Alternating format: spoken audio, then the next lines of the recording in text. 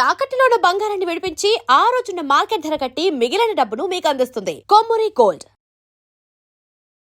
నమస్తే, welcome to B media. This is Swami Kolla. విజయవాడలో ఒక తల్లి తన కొడుకు ఉన్నాడో లేదో లేదా చనిపోతే కనీసం చూపించండి అంటూ పోలీస్ స్టేషన్కి వెళ్ళింది. అక్కడ సిఐ మాట్లాడిన మాటలతో ఆమె హెబియస్ కార్పస్ పిటిషన్ వేసి కోర్టు మెట్లు కూడా ఎక్కింది.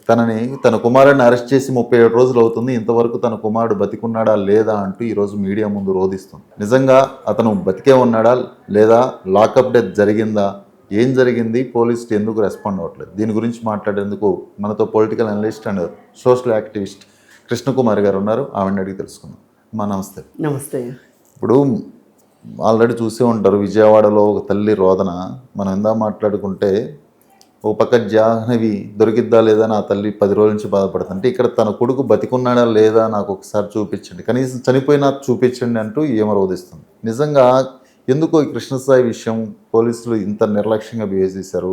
ఇంకా పొలిటికల్ అంటే వైసీపీ ఆరోపిస్తున్నట్టు నిజంగానే లాకప్ డెత్ జరిగిందా, ఏం జరిగింది, దీని గురించి ఏం మాట్లాడుకోవాలి? ఇప్పుడు పోలీసులకి లాకప్ డెత్లు చేయడం కొత్త కాదు. దాని గురించి మనం అంటే చేయమని కాదు నా ఉద్దేశం, వాళ్ళు చేస్తారు. ఒకప్పుడు బాగా ఎక్కువ జరిగాయి, ఇప్పుడు తగ్గినాయి ఇన్ ద మీన్స్ అసలు చేయట్లేదని కాదు, జరుగుతున్నాయి. సరే, అది గ్రహపాటో పొరపాటో లాకప్ డెత్ జరిగింది అనుకోండి, చెప్పండి. చెప్తే ఏమవుతుంది? చెప్పాలి కదా. మీరు వాస్తవాన్ని వెల్లడించకపోతే ఎట్లా? లాకప్ డెత్ చేస్తే మళ్ళీ మానవ హక్కుల సంఘాలు వస్తాయి, ఇప్పుడైనా వస్తాయి. అప్పుడే ఏమైంది? మనం కేసు పూర్వపరాల్లోకి వెళ్తే అతను గంజాయి మర్డర్ అటెంప్ట్ కేసు కూడా ఉందంట. గంజాయి అక్రమ రవాణా చేస్తున్నాడని మర్డర్ అటెంప్ట్ కేసు ఉందని, అతను ఎంతో కొంత ఓ చిన్నపాటి నేర చరిత్ర అయితే ఉంది. అయితే నేర చరిత్ర ఉన్నదన్నంత మాత్రాన మీరు లాకప్లో పెట్టి కొట్టేస్తారా? చట్టం ఏం చెప్తుంది? ఏ నిందితుడైనా ఏ అనుమానితుడైనా మీరు చేయాల్సింది, మీ డ్యూటీ ఏంటి అంటే, మీరు స్టేషన్కి పిలిపించుకున్న తర్వాత మాట్లాడిన తర్వాత అతను పైన ఎఫ్ఐఆర్ చేయగలిగిన నేరం చేశాడు అని మీకు అనిపిస్తే ఎఫ్ఐఆర్ చేయండి. ఎఫ్ఐఆర్ చేసిన తర్వాత మీరు చేయాల్సింది ఏంటి?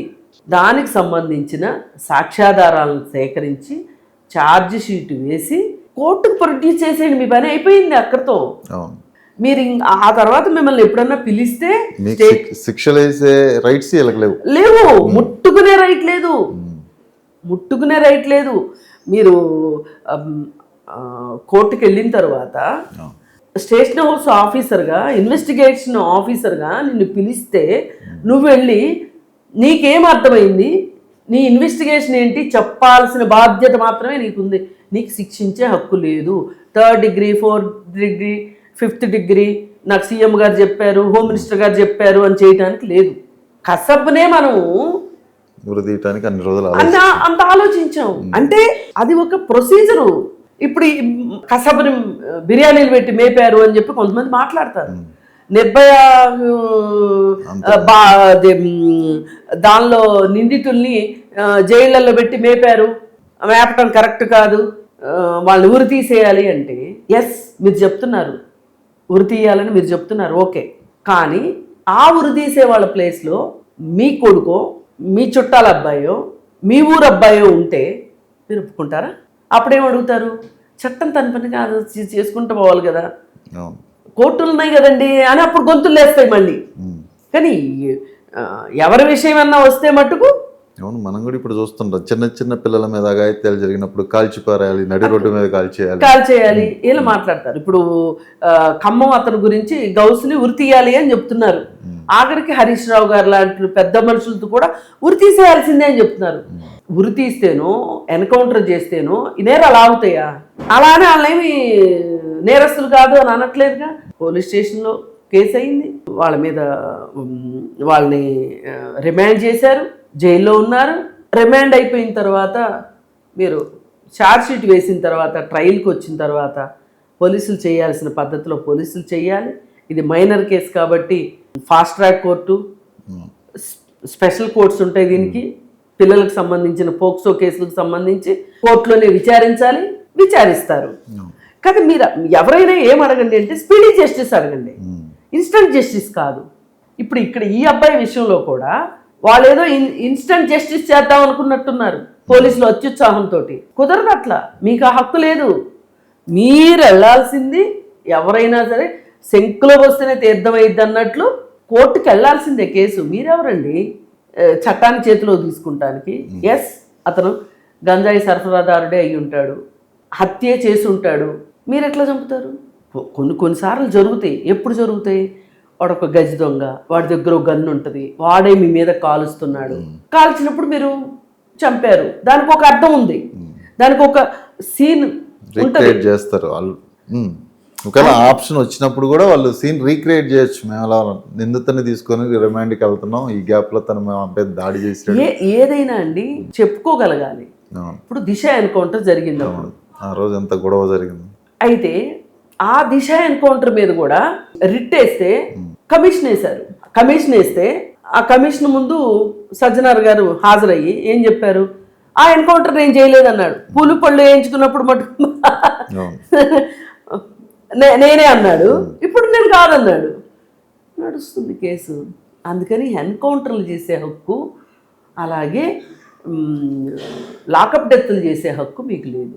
ఇప్పుడు ఈ కేసు సాయికృష్ణ కేసు మీరు కస్టడీలో పెట్టుకున్నారు, కస్టడీలో తీసుకున్నారు. ఆ తర్వాత అతను మాయమయ్యాడు. కస్టడీ తర్వాత మీరు వదిలిపెట్టారా వదిలిపెట్టలేదా? సరే, మీరు వదిలిపెట్టారు, అది కూడా ఒప్పుకుందాం.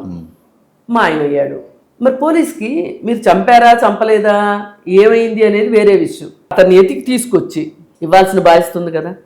పోలీస్ స్టేషన్కి వస్తే మీరు మాట్లాడిన నిర్లక్ష్యపు మాటలకి ఇవాళ అందరికీ చట్టాలు తెలిసి ఎంతో కొంత, వాళ్ళకి కాకపోతే ఇంకెవరికో తెలిసిన వాళ్ళు ఉంటారు, వాళ్ళకి హెబియస్ కార్పస్ వేశారు. హెబియస్ కార్పస్లో ఏమొచ్చింది? కోర్టు కొంత టైం ఇచ్చి ఈ టైం లోపల ప్రొడ్యూస్ చేయండి అని చెప్పి కోర్టు గట్టిగా చెప్తుంది. ఎక్కడున్నా కానీ తీసుకొచ్చి అప్పగించాల్సిందే. లేదు చనిపోతే చనిపోయాడా ప్రూవ్ అయినా చేయాలి. యాక్చువల్ కోర్టు ఏం చెప్పింది, ఈ నెల 29 లోపల కోర్టు ముందు సబ్మిట్ చేయాలని నా అతన్ని. ఈ గ్యాప్లో ఈరోజు ఏం చేశారు వెంటనే ఆయన సిపి వెంటనే సిఐని మార్చేశారు. ఇప్పుడు కొత్త సిఐని పెట్టారు ఆ ప్లేస్లో. ఈ పాత సిఐ ఎవరైతే ఇప్పుడు ఆరోపణలు వస్తున్నాయి, ఆ నాగరాజ్ అనే సిఐని వీఆర్కి షిఫ్ట్ చేశారు. సో ఇప్పుడు ఇక్కడ తప్పు జరిగిందని అనుకోవాలా, తప్పు జరగలేదనుకోవాలా? ఇప్పుడు ఒకటండి, అతను అక్కడే ఉండాలి, అతని ఆధ్వర్యంలోనే దర్యాప్తు జరగాలి, గాలింపు జరగాలి, కమిషన్ రిపోర్ట్ తయారు చేసుకోవాలి, కోర్టుకి సబ్మిట్ చేయాల్సిన రిపోర్ట్ తయారు చేసుకోవాలి, అతనే సబ్మిట్ చేయాలి 29వ తారీఖు. ఏది ఉంటే ఉన్నాడని లేకపోతే లేడని ఏదో ఒకటి చెప్పాలి. మరి అతని బాధ్యతల నుంచి తప్పిస్తే కొత్త అతను వచ్చి మళ్ళీ ఎత్తుక్కుంటాడా? అతను తీసేయటం వెనకమాల ఉద్దేశం ఏంటి? ఇది ప్రభుత్వం చేసే తప్పే కదా. అసలు అతనికి అంత రిలీఫ్ ఇవ్వాల్సిన అవసరం ఏంది? అతను ఆ హాట్ సీట్ లోనే కూర్చోవాలి. తల్లి వస్తుందా, తండ్రి వస్తాడా, పిల్లోడు తండ్రి వస్తాడా, లేకపోతే వాళ్ళ తాలూకు లాయర్ వస్తాడా, ఎవరు సమాధానం చెప్పాల్సిందే. అతని ఆధ్వర్యంలో కదా జరిగింది. అతన్ని అక్కడి నుంచి స్థానభ్రంశం చేస్తే ఏంటన్నట్టు? ఇప్పుడు అవినీతి నిరోధక శాఖలో పట్టుకుంటారండి, పట్టుకోగానే ఏం చేస్తారు? ఇక్కడి నుంచి ఇంకో చోట వేస్తారు. అదే అతని మీద స్ట్రిక్ట్ యాక్షన్ తీసుకున్నారనుకోండి, ఓ 2 ఏళ్ళు నీకు ఉద్యోగం లేదు జీతం లేదు అన్నారనుకోండి, అప్పుడు భయం ఉంటుందా? లేదా ఇంకో శాఖకు పంపిస్తే భయం ఉంటుందా? మనం చేసే పనులన్నీ ఇట్లాగే ఉన్నాయి. సంకనాకే పనులు అంటారు చూసారా? ఇప్పుడు ఈ ఇన్సిడెంట్ జరుగుతుంటేనే అనుమానం వస్తుంది నిజంగానే అతను ఖచ్చితంగా. ఇప్పుడు అతను బతికే ఉంటే పోలీస్ కస్టడీలోనే ఉంటే అసలు వాళ్ళ అమ్మకు ఒకసారి చూపించవచ్చు, పబ్లిక్ కి మీడియాకి కాకపోయినా. ఆమె కోర్టు దాకా వెళ్ళేదాకా మీరేం చేస్తున్నారు? కాదండి, ఆమె చూపించడం ఏంటండి? అసలు కోర్టు ప్రొడ్యూస్ చేయాలి, కోర్టు రిమాండ్ విధించాలి అతనికి, అతని నేరం స్థాయిని బట్టి.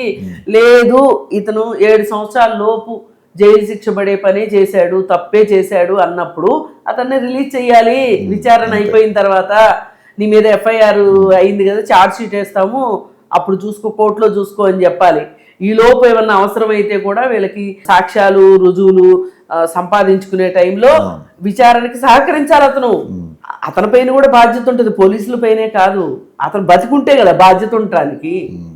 అదే ఆ విషయం అంబటి రాంబాబు చెప్తున్నారు, మాజీ మంత్రి. అతను చంపేశారు, 2 వీలర్ మీద తీసుకెళ్లి కాల్చి బోర్డు కూడా చేశారు, లేరు, లాకప్ డెత్ జరిగిందని ఆయన ఆరోపిస్తారు. ఆయనకి తెలుసు,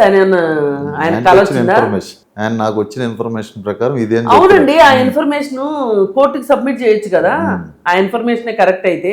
అందుకని చెట్టు కింద పకోడీ కబుర్లు కాదు చెప్పాల్సింది. ఇక్కడ కావాల్సింది ఏంటంటే ప్రభుత్వాన్ని నిలదీయాలి. ఇక్కడ అవును. నిలదీసి అసలు ఎందుకు అతన్ని ఎందుకు మీరు తప్పించారు అంటే నేరం ఒప్పుకున్నట్టేనా, లేదు ఏదన్నా చేసేసారా, చేసేస్తే చెప్పండి. ఇప్పుడు ఆ తల్లి కూడా ఏం అడుగుతుంది, చంపేశారా, నాకు నా కొడుకు బూడిదైనా ఇవ్వండి అని అడుగుతుంది. ఇంతకంటే దుస్థితి ఎక్కడా ఉండదండి అసలు. ఇది చాలా చాలా నేరం. ఇది పోలీస్ స్టేషన్ సాక్షిగా జరగటం అనేది చాలా దుర్మార్గం. ఎవ్వరికీ కూడా ఏ మనిషికి ఇంకొక మనిషిని చంపే హక్కు లేదు. అతను ఎంత నేరస్తుడైనా సరే అది శిక్ష పడాలి. అది ఉరిశిక్ష వేస్తారా వెయ్యండి, లేదు యావజ్జీవం వేస్తారా వెయ్యండి, 2 జీవిత కాలాల శిక్ష వేస్తారా వెయ్యండి. అంతేగాని చంపే హక్కు మీకెవరిచ్చారు? ఇవాళ సొంత పిల్లల్ని కొట్టే హక్కు లేదండి తల్లిదండ్రులకి. మనం ఇంత నాగరిక సమాజంలోకి వెళ్ళిపోయాం మనం. ఇవాళ పోలీసు ఎవడండి కొట్టడానికి? అవన్నీ జమానాల పనులు, కాలం చెల్లిపోయినాయి. అందుకని మీరేం చేశారో చెప్తే బాగుంటుంది. అయినా 29 దాకా ఎందుకండి నాకు అర్థం కావట్లేదు. కోర్టు అలా ఇచ్చింది. కోర్టు సబ్మిషన్ టైం అలా ఇచ్చింది. ఎందుకంటే ఈ రోజు 16, ఇంకో 10 రోజులు, 20 రోజులు, 15 రోజులు, 12 రోజులు వస్తుంది. మరి ఈ లోపల ఏం జరుగుద్దో అందులో ఇతను వీఆర్కి షిఫ్ట్ చేయటం నెక్స్ట్ 14 రోజులు ఉందండి. 29వ తారీఖు అంటే ఇవాళ 16 కదా. ఈ యొక్క 4 రోజులు, ఈ యొక్క 9 రోజులు, 13 రోజులు. 13 రోజులు అంటే చిన్న విషయం కాదు. అసలు హెబియస్ కార్పస్ యొక్క సాంద్రత తగ్గిపోద్ది ఇట్లా ఇస్తే. ఇవ్వాలి పోలీసులకి 48 గంటల్లో తీసుకొచ్చి చూపించు, అప్పుడైతే నా పిటిషన్కి వాల్యూ ఉంటుంది. 15 రోజులకి 20 రోజుల కంటే ఈ మధ్యలో ఉండుంటే ఏమో పోయి ఉంటే ఇంకో కేసు కూడా దానిలో అంటే యాక్సిడెంట్లోనే పోగొట్టుతారు, చాలా జరుగుతాయి కదా. కాదండి, అలాంటి డ్రామా ఏదో చేయటం కోసమే, అలాంటివన్నీ క్రియేట్ చేసుకుంటాం కోసమే ఆగుంటారు. ఒకటండి, ఇంకా ప్రస్తుతానికి మంత్రతంత్ర విద్యలు లేవు మనకి. డెడ్ బాడీలు మాయమయ్యే పరిస్థితి అయితే లేదు. అందుకని ఎక్కడో చోట బాడీ అయితే ఉంటుందిగా, ఏ యాక్సిడెంట్ జరిగినా ఏం జరిగినా.